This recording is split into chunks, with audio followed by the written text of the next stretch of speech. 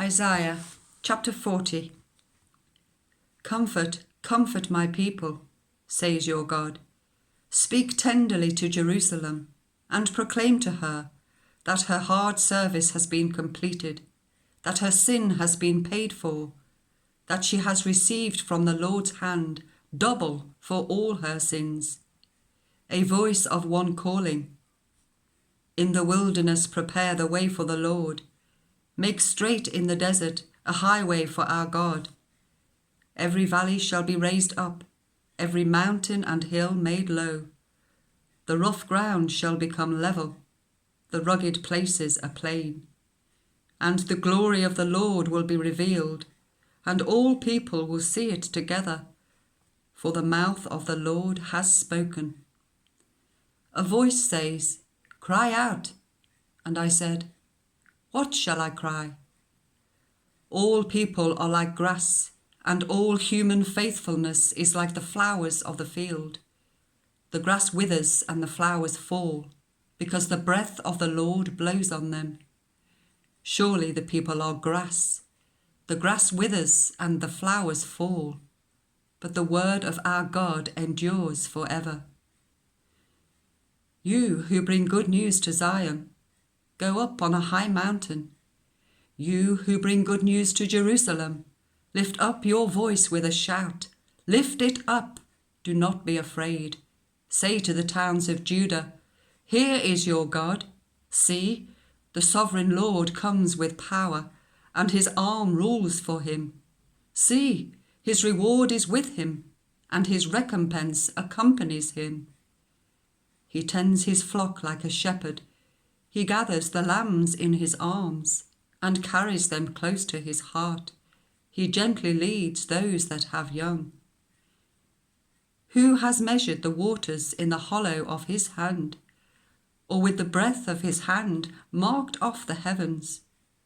Who has held the dust of the earth in a basket, or weighed the mountains on the scales and the hills in a balance? Who can fathom the Spirit of the Lord, or instruct the Lord as his counselor? Whom did the Lord consult to enlighten him? And who taught him the right way? Who was it that taught him knowledge, or showed him the path of understanding? Surely the nations are like a drop in a bucket. They are regarded as dust on the scales. He weighs the islands as though they were fine dust. Lebanon is not sufficient for altar fires, nor its animals enough for burnt offerings. Before him all the nations are as nothing.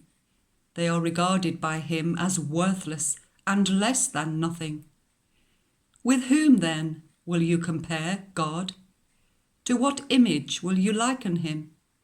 As for an idol, a metal worker casts it, and a goldsmith overlays it with gold and fashions silver chains for it.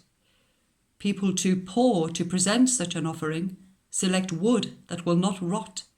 They look for a skilled worker to set up an idol that will not topple.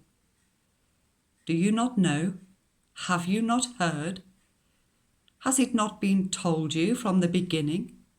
Have you not understood since the earth was founded? He sits enthroned above the circle of the earth, and its people are like grasshoppers. He stretches out the heavens like a canopy, and spreads them out like a tent to live in. He brings princes to naught, and reduces the rulers of this world to nothing. No sooner are they planted, no sooner are they sown, no sooner do they take root in the ground, than he blows on them and they wither, and a whirlwind sweeps them away like chaff. To whom will you compare me, or who is my equal? Says the Holy One. Lift up your eyes and look to the heavens. Who created all these? He who brings out the starry host one by one, and calls them each by name. Because of his great power and mighty strength, not one of them is missing. Why do you complain, Jacob? Why do you say, Israel? My way is hidden from the Lord. My cause is disregarded by my God. Do you not know? Have you not heard? The Lord is the everlasting God, the creator of the ends of the earth. He will not grow tired or weary, and his understanding no one can fathom. He gives strength to the weary and increases the power of the weak. Even youths grow tired and weary, and young men stumble and fall. But those who hope in the Lord will renew their strength. They will soar on wings like eagles. They will run and not grow weary. They will walk and not be faint.